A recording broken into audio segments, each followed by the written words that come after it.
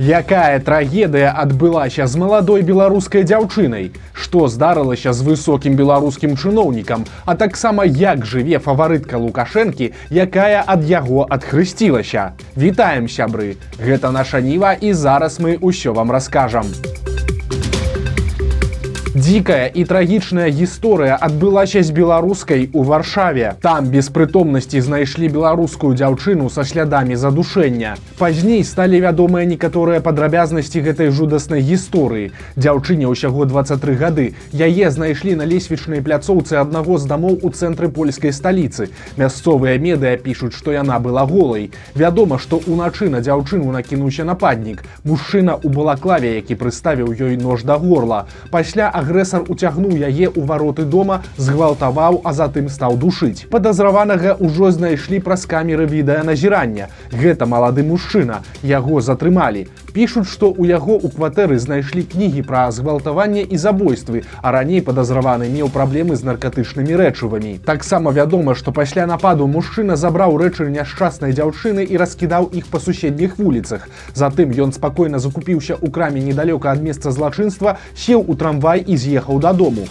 Калі яго віну дакажуць, то нападніку пагражае пажыццёвы тэрмін за кратамі. Тым часам стан беларускі вельмі кепскі. Журналісты «Зеркала» пагаварылі з хлопцам пацярпелай. Ён кажа, што ў той вечар дзяўчына сустракалася з сябрамі, вярталася дадому позна і вырашыла не браць таксі, а пайсці пешшу. Развіталася з прыяцелямі, прайшла літаральна 200-300 метраў і здарылася гэтая трагедыя. Прычым пасля нападу ў дзяўчыны на нейкі час спынілася сэрца. Яе змаглі рэанімаваць, але нейкі час мозг не атрымліваў кіслароду, што прывяло да сур'ёзных праблем. Цяпер дзяўчына застаецца ў бальніцы. Яна не прыходзіць у прытомнасць, і прагнозы дактароў вельмі несуцяшальныя. Па словах хлопца, у яго каханай ацёк мозгу. Медыкі не хаваюць, ёсць верагоднасць, што дзяўчына памрэце і назаўжды застанецца ў такім стане. Загадкавае звальненне намесніка Качанавай. 56-гадовы Валерый Бельскі рабіў неблагую кар'еру ў лукашэнкаўскай сістэме. Ён быў памочнікам Лукашэнкі па пытаннях развіцця фінансава-крэдытнай сістэмы да студзеня 23 года. Пасля Бельскі стаў членам Савета Рэспублікі, так званым сенатарам. Прычым ён адразу заняў пасаду намесніка Наталіі Качанавай, якая той Савет Рэспублікі і ўзначальвае. Але ж пратрымаўся Бельскі менш за год. Цяпер стала вядома, што ён больш і не сенатар, і не качанаўскі намеснік. Паўнамоцтвы Бельскага датэрмінова спыненыя з 21 лютага, цытата, па асабістых прычынах. Што там за прычыны, пакуль інфармацыі няма, але цікава, што папярэднік Бельскага, Леанід Заяц, пратрымаўся на гэтай пасадзе таксама нядоўга, крыху больш за год. Праўда, пасля Лукашенка даў Зайцу пасаду віцэ-прэм'ера і паставіў яго адказным за сельскую гаспадарку. Але ці мае Лукашенка нейкія планы на Бельскага і што чакае чыноўніка, павышэнне ці апала, пакуль не зразумела.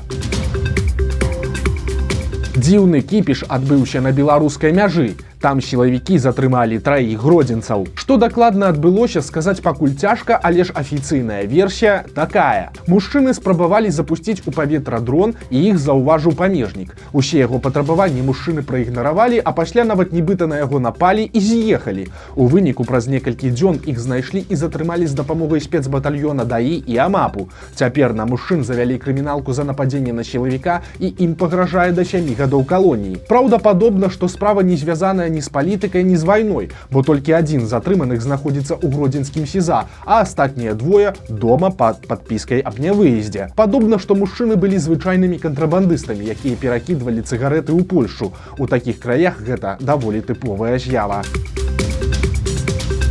Колькі зарабляе беларускі дэпутат-рэкардсмен? Мякка кажучы, нямала. Журналісты з «Зеркала» пацікавіліся зарплатай Ігара Марзалюка, які цяпер стаў дэпутатам ажно ў 3 раз запар. Ён бязвылазна сядзіць у беларускім парламенце ажно з 16-го года і па законе не мае права сумяшчаць дэпутацтва з іншай працай. Пры гэтым даход Марзалюка за 22 год 104 тысячы рублёў. Гэта амаль 8700 рублёў на месяц. Але тут ёсць момант, што Марзалюк, як гісторык, мае права займацца творчай і навуковай дзейнасцю. Гэта не парушае закон. Ён актыўна піша навуковыя артыкулы і кнігі, але ж выходзяць яны сціплымі накладамі ў 1-2 тысячы асобнікаў, і бестселерамі іх назваць цяжкавата. Так што большасць даходаў Ігара Марзалюка гэта менавіта дэпутацкая зарплата. Як жыве фаварытка Лукашэнкі, якая ад яго адхрысцілася? Журналісты знайшлі амерыканскую нерухомасць беларускай тэнісісткі Арыны Сабаленкі, якая жыве ў сонечным штаце Фларыда. Як піша выданне Трыбуна, Арына мае аж 2 дамы ў прыгарадзе Маямі. Абодва будынкі тэнісістка купіла ў 22 годзе. Першы дом знаходзіцца ў горадзе Дэлрэй-Біч з насельніцтвам 67 000 чалавек. Дом мае 2 паверхі, у ім 240 квадратаў, 5 спальняў і 5 ванных пакояў. Праўда, адзначым, што фота, якія вы бачыце тут і далей, старыя, з аб'яваў мінулых гаспадароў, але ж яны даюць уяўленне, як выглядаюць дамы знутры. За гэтае жыллё Сабаленка аддала $1 050 000. Другі яе дом стаіць у горадзе Санрайз, дзе жывуць 100 000 чалавек. Дакладней, гэта нават не дом, а тое, што ў Беларусі называюць таунхаус. Частка будынку з прыватнай тэрыторыі, але калі за сценамі жывуць суседзі.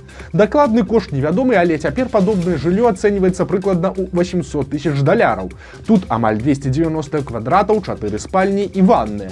Цікава, што суседка Арыны па доме іншая беларуская тэнісістка Вольга Гаварцова, якая замужам за былым хакеістам Канстанцінам Захаравым. Адзначым, што ведаючы даходы Сабаленкі, жыллё можна назваць сціплым, бо толькі ў мінулым годзе Арына зарабіла больш за $12 мільёнаў.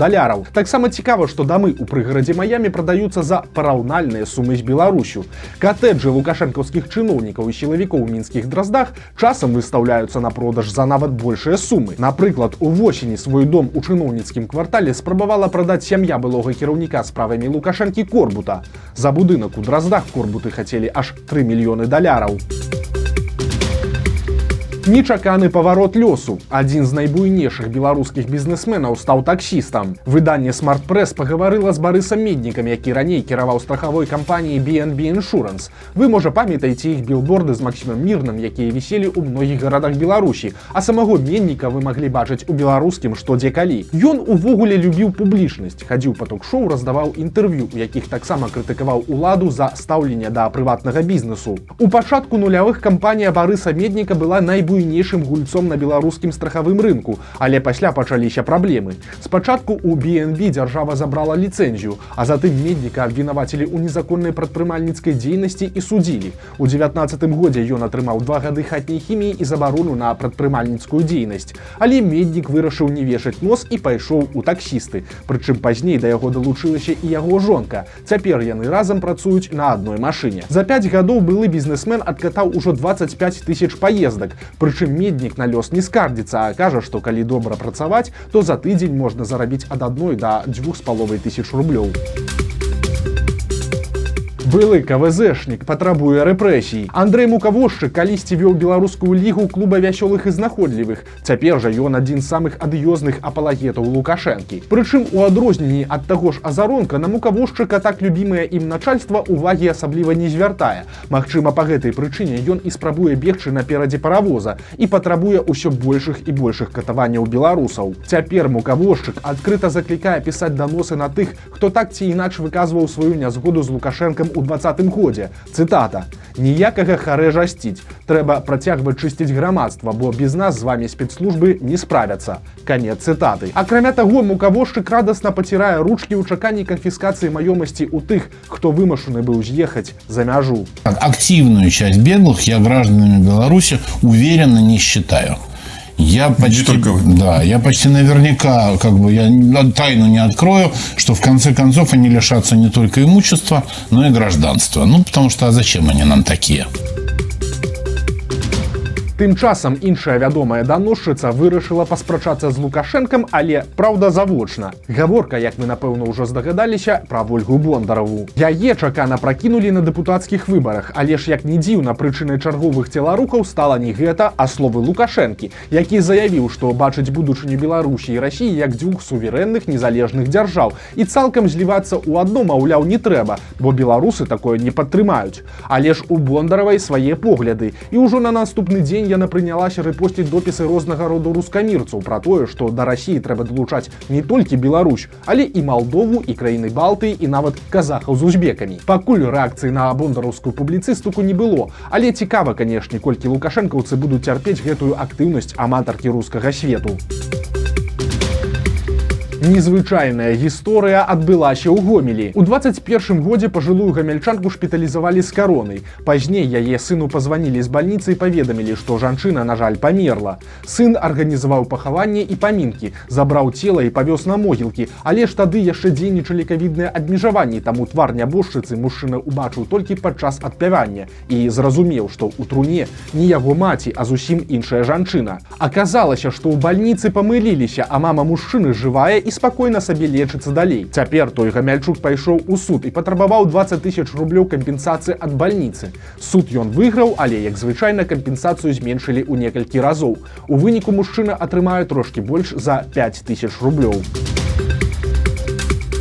Трагедыя адбылася на Беларусь-Каліі. На першым рудоўпраўленні загінуў шахцёр. Мужчыну звалі Александр Шымут. Ён 79-го года нараджэння. Вядома, што бяда здарылася ў начную змену. Пры правядзенні рамонтных работ на самаходным вагоне Шымут атрымаў цяжкую траўму, і выратаваць яго не атрымалася. А ў Наваполацку раскрылі даўняе забойства. 5 гадоў таму ў падвале дома знайшлі цела чалавека. Яно было загорнутае ў коўдру, але тады высветліць, што здарылася, не атрымалася. На падазраванага выйшлі толькі цяпер. Яго затрымалі амапаўцы. Аказалася, што ўсё было па сумнай традыцыі. Мужчыны пілі, затым пасварыліся, пасля гаспадар хаты схапіў кавалак фарфоравай талеркі і ўсадзіў яго ў шыю госцю. Той сканаў на месцы, а забойца ўзяў цела і цішком аднёс яго ў падвал суседняга дома. Цяпер нападніка чакае суд і да 15 гадоў за кратамі. Беларускі парадокс. Цэны выраслі і адначасова не выраслі. Партал «Зеркало» прааналізаваў цяперашнія цэны ў Еўраопце з цэнамі 12-го года. Атрымалася, што многія прадукты падаражэлі ў разы. Напрыклад, грэчка каштуе ў 2 разы даражэй, рыс у 4,5, а пельмені больш чым у 4 разы. Больш ці менш, але падаражала практычна ўсё. Калі перавесці старыя цэны ў сённяшнія грошы, то розніца вельмі адчувальная. У 12-м годзе кава каштавала каля 2 рублёў, банка зялёнага гарошку 60 копеек, кілаграм курыных кумпячкоў 2,5 рублі. Цяпер такіх цэнаў не знайсці, але ж увага! У пераліку ў даляры амаль нічога не змянілася. Проста за 12 гадоў абясцэніўся беларускі рубель. Вось такія навіны аўторка. Падпісывайцеся на канал, стаўце лайкі альбо дызлайкі і выказвайце заўвагі ў каментарах. І, канешне, чытайце нашу Ніву, глядзіце нашу Ніву і любіце Беларусь. Да сустрэчы заўтра!